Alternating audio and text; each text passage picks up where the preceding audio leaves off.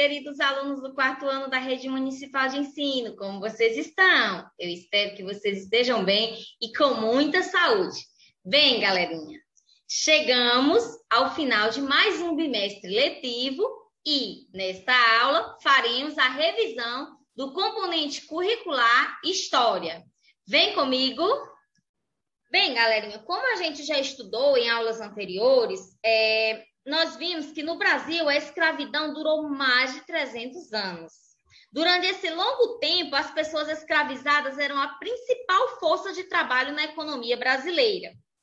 Então, os escravizados, eles plantavam, eles colhiam, eles transportavam, eles moíam, eles construíam casas e nelas trabalhavam cozinhando, lavando e passando.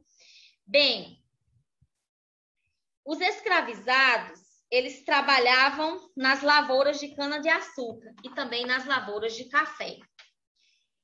Os motivos que levaram à abolição, que foi um processo de lutas que conduziu ao fim da escravatura, durou um longo tempo. E os principais motivos foram a luta dos escravizados por liberdade, a pressão da Inglaterra pelo fim do comércio dos escravos e o movimento abolicionista. Os escravizados, eles resistiam à escravidão e às vezes eles desobedeciam seus senhores, jogando capoeiras, promovendo revoltas, fugindo e formando quilombos. Houve revoltas contra a escravidão em várias partes do Brasil. Um exemplo foi a Revolta Escrava de 1835 em Salvador, Bahia. Outro exemplo foi a Revolta Manoel do Congo, em Pati dos Alferes, que aconteceu no Rio de Janeiro em 1838. Bem, o resultado dessas revoltas foi que na Revolta dos Malês, os líderes foram mandados de volta para a África. E na Revolta de Manoel do Congo, o líder foi executado na forca. Estudamos também acerca da Inglaterra, no momento que ela estava contra o comércio dos escravos.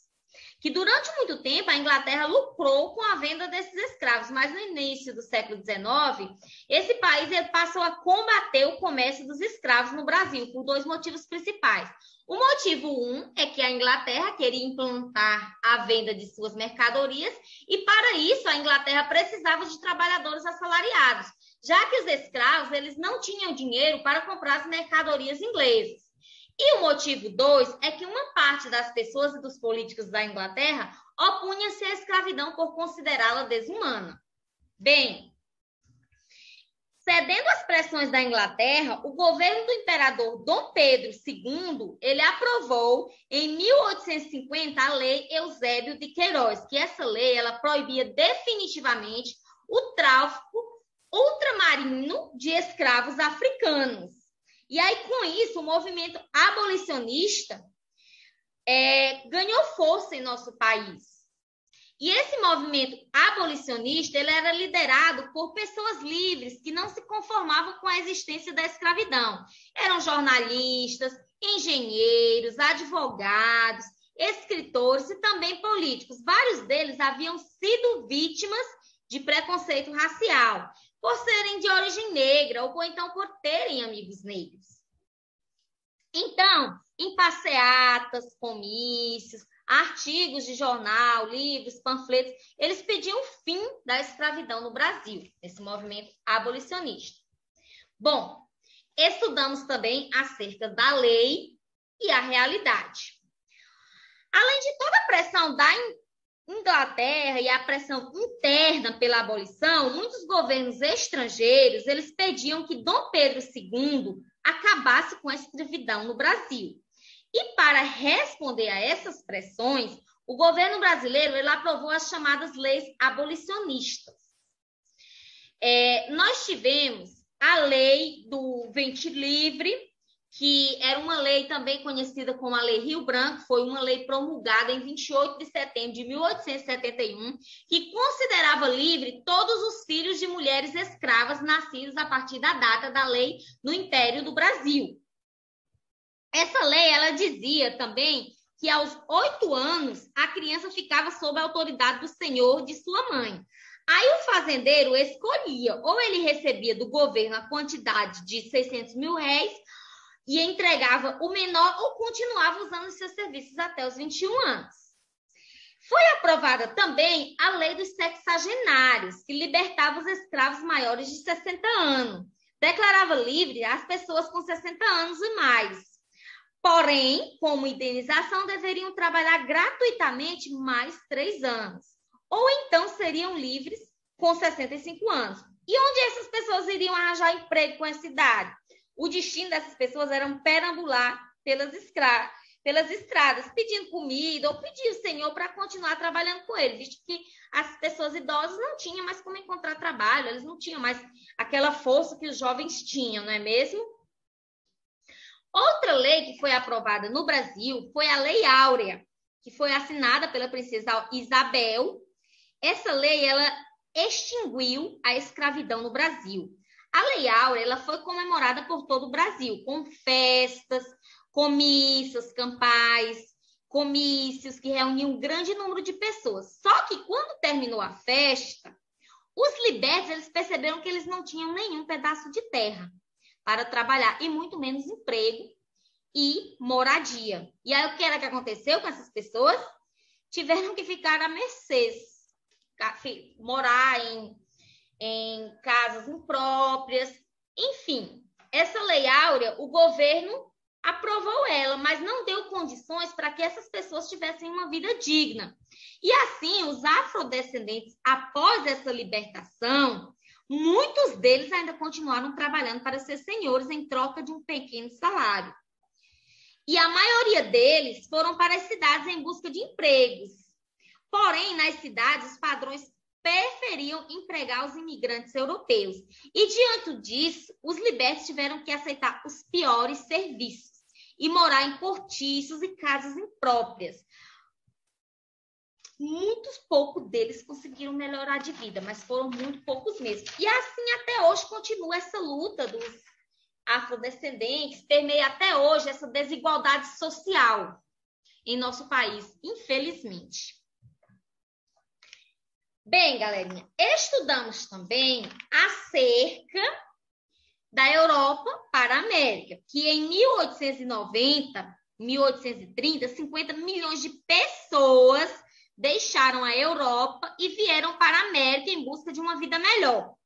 Parte dessas pessoas vieram para o Brasil, e o grupo mais numeroso que entrou no Brasil foram os italianos. Os italianos, eles vieram aqui para o Brasil entre os anos de 1890 e 1930, que eles vinham trabalhar aqui nos cafezais. Bom, estudamos também acerca dos operários e indústrias entre 1889 e 1930. Em 1889, o Brasil ele deixou de ser uma monarquia e ele passou a ser uma república presidencialista. E assim, durante a Primeira República, com o crescimento da população, aumentou também o consumo por roupas, por comidas. E para atender essas necessidades, criaram-se várias indústrias em várias cidades brasileiras, como São Paulo, Rio de Janeiro, Recife e Porto Alegre. Essas foram as primeiras cidades a se industrializarem. E aí, assim, no início do século XX, houve a luta dos operários, porque as fábricas eram mal iluminadas, não tinham ventilação, os operários trabalhavam 10 a 16 horas por dia, em troca de um salário mísero, que não dava nem para comprar comida e roupa, e muito menos para pagar aluguel. Além disso, tanto as mulheres quanto as crianças trabalhavam igual aos homens e recebiam um salário bem menor. E aí, reagindo a essa situação, os brasileiros imigrantes se uniram para lutar por melhores condições de trabalho e de vida. Os operários eles formaram sindicatos e fizeram greves em várias cidades do Brasil. A maior dessas greves aconteceu em 1917, na capital paulista. E se alastrou para o Rio de Janeiro, Paraíba, Minas Gerais e Rio Grande do Sul. Em São Paulo, para voltar ao trabalho, os operários exigiam jornada de trabalho de 8 horas, aumentos salariais e abolição do trabalho noturno para mulheres e menores de 18 anos. Os patrões, eles concordavam em aumentar os salários. Mas depois que a greve terminou, dispensou os principais líderes dos movimentos. Eles mandaram para fora da empresa, desempregaram esses principais líderes. Porém, apesar disso, os operários continuaram lutando. E em 1934, conquistaram direitos trabalhistas, como jornada de trabalho de 8 horas, descanso semanal remunerado, proteção ao trabalho do menor e da mulher e férias anuais remuneradas. Outro conteúdo que estudamos durante esse bimestre letivo foi acerca dos japoneses no Brasil. Os primeiros japoneses, eles chegaram ao Brasil em 1908 pelo Porto de Santos. Eram, no total, 781 imigrantes e vinham para trabalhar nas lavouras de café no Ribeirão Preto, que era o interior paulista. Em 1925, o governo japonês passou a pagar a passagem dos japoneses que vinham para o Brasil e nos 10 anos seguintes cresceu bastante esse número de japoneses em nosso país. Alguns imigrantes japoneses, pouco a pouco, conseguiram comprar um lote de terra e, enfim, eles introduziram ao Brasil algumas frutas como o caqui doce, a tangerina pocá, o morango, a maçã, entre outras frutas e vegetais. E o Brasil hoje ele possui a maior comunidade de japoneses fora do Japão. E isso certamente contribuiu para a popularização de comidas japonesas, que nos últimos anos são bem comuns em nosso país. Estudamos também acerca das migrações internas. Migração é o deslocamento de pessoas de um lugar para o outro. E as migrações internas se referem ao movimento de pessoas dentro de um mesmo país. E o êxodo rural é um processo de migração que se dá quando as pessoas saem do campo e se mudam para a cidade. Motivos que levaram ao êxodo rural. Primeiro, a falta de uma terra própria para plantar. Segundo, a busca pelo emprego e salário. Terceiro, o desejo de viver em cidades com hospitais, escolas e água tratada. No governo de Juscelino Kubitschek, que foi um presidente, aconteceu um grande crescimento na industrialização, que gerou muitos empregos, porém aumentou a desigualdade entre as regiões brasileiras. Quase todas as indústrias elas se instalaram no Sudeste. E assim, em busca de empregos na indústria, milhares de nordestinos e de mineiros do interior do estado, eles deixaram sua terra natal e se mudaram para São Paulo, para Rio de Janeiro e também para Belo Horizonte, Minas Gerais. E a partir dos anos de 1980, aconteceu no Brasil outro importante fato, que foi o movimento migratório, dessa vez do sul para o centro-oeste e o norte, que muitos sulistas, rio-grandenses, catarinenses, paranaenses, eles deixaram sua terra natal e foram para essas regiões em busca de terra para plantar ou para criar gado. E para melhor compreender as migrações recentes, vejamos os significados das seguintes palavras. Imigrante é aquele que sai do país. Imigrante é aquele que entra no país estrangeiro. E refugiado é uma pessoa que deixa o seu país por motivo de guerra, perseguição ou acidente natural. Bem, meu querido aluno do 4º ano da Rede Municipal de Ensino, chegamos não somente ao final do bimestre letivo, mas ao final do ano letivo de 2021. Nosso vídeo do componente curricular de História se encerra aqui. Eu já estou com meu coraçãozinho apertado, porque eu vou sentir falta desses encontros com vocês. Mas, ao mesmo tempo que me conforta que no próximo ano, com fé em Deus, todos estarão de volta ao seu ambiente escolar e poderemos juntos dar aquele abraço bem gostoso. Vamos torcer para que essa pandemia chegue ao fim e que no próximo ano seja um ano bem mais produtivo, um ano bem mais repleto de alegria, de carinho, onde a gente possa estar próximo dos nossos coleguinhas e dos nossos mestres, dos nossos professores. Então, galerinha, parabéns por sua persistência, parabéns por você ter chegado até aqui. Continue atrás da aprendizagem contínua. Busque o seu conhecimento para que você consiga alcançar as suas metas, os seus objetivos, os seus sonhos.